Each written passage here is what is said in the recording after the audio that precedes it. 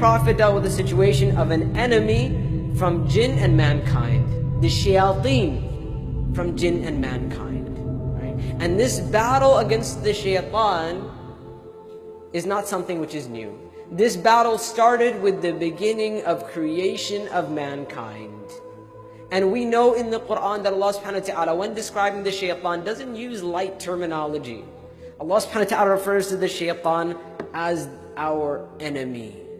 And I know when we think of the term enemy, we may think of someone who hates us, or someone who doesn't like us, or someone who intends bad for us or evil for us. Or we may even look at people who are oppressive towards Muslims or towards mankind. We may think of that person as our enemy. Allah subhanahu wa ta'ala reminds us that before any of those people who have ill will towards us, anyone in the world who wants to harm us and to bring us pain and all of that, there is an enemy on top of all of those enemies, and that is the shaitan. Inna shaytana lakum adu. Allah says that the shaitan is most certainly an enemy for you. The problem for us, my brothers and sisters, is that many of us, we've read this ayah. I believe it's in Surah Fatir. We've read this ayah before. We've heard that the shaitan is our enemy. The problem is that, number one, we don't understand what it means to say that the shaitan is our enemy. Number two, we are extremely complacent when it comes to the topic of the shaitan. Right? Many of us, we don't even consider how the shaitan even affects our life.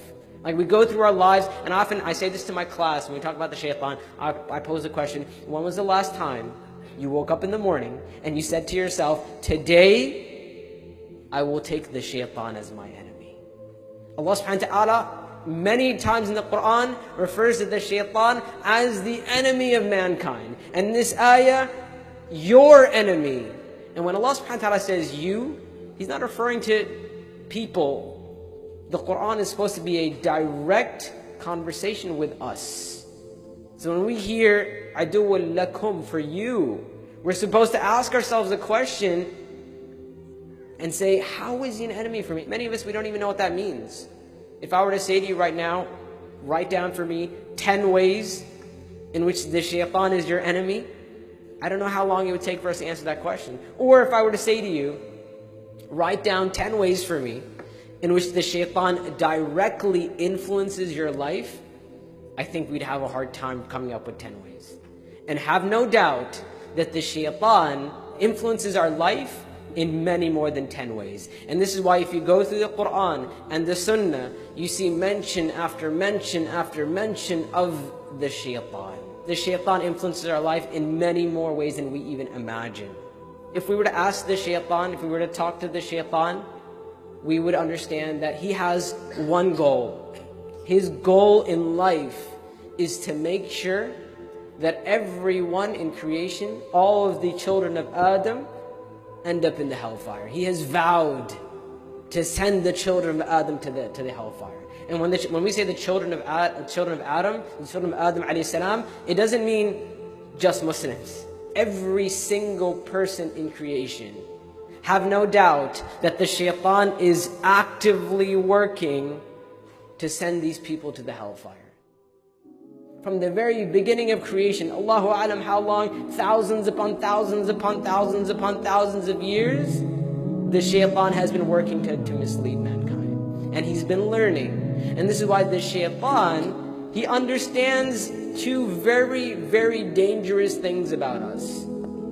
He understands our fears, and he understands our desires. And when you understand, when you know somebody's fears and desires, that's a very powerful tool to control someone. And the shaitan has access to both. He's been learning and studying us for that very long time. And this is why if you look in the Quran Allah subhanahu wa ta'ala actually tells us of conversations that took place between Allah and Iblis and the shaitan. Why are those conversations there?